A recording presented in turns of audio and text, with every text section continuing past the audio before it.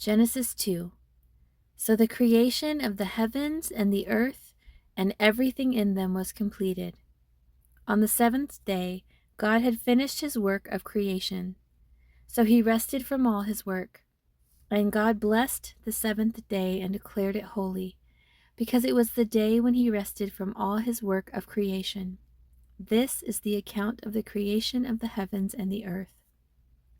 When the Lord God made the earth and the heavens, neither wild plants nor grains were growing on the earth, for the Lord God had not yet sent rain to water the earth, and there were no people to cultivate the soil.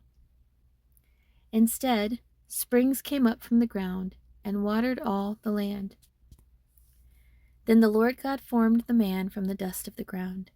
He breathed the breath of life into the man's nostrils, and the man became a living person. Then the Lord God planted a garden in Eden in the east, and there he placed the man he had made.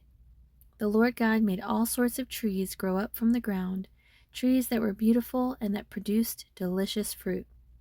In the middle of the garden he placed the tree of life and the tree of the knowledge of good and evil. A river flowed from the land of Eden, watering the garden and then dividing into 4 branches. The first branch, called the Pishon, flowed around the entire land of Havilah, where gold is found. The gold of that land is exceptionally pure.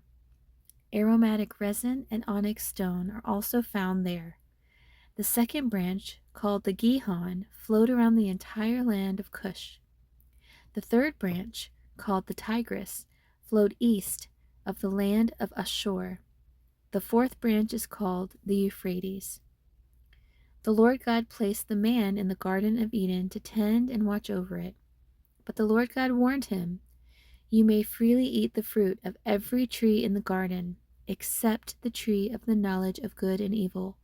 If you eat its fruit, you are sure to die." Then the Lord God said, "It is not good for the man to be alone. I will make a helper who is just right for him." So the Lord God formed from the ground all the wild animals and all the birds of the sky. He brought them to the man to see what he would call them, and the man chose a name for each one. He gave names to all the livestock, all the birds of the sky, and all the wild animals, but still there was no helper just right for him. So the Lord God caused the man to fall into a deep sleep. While the man slept, the Lord God took out one of the man's ribs and closed up the opening. Then the Lord God made a woman from the rib, and he brought her to the man. "At last," the man exclaimed, "this one is bone from my bone, and flesh from my flesh. She will be called woman, because she was taken from man." This explains why a man leaves his father and mother and is joined to his wife, and the two are united into one.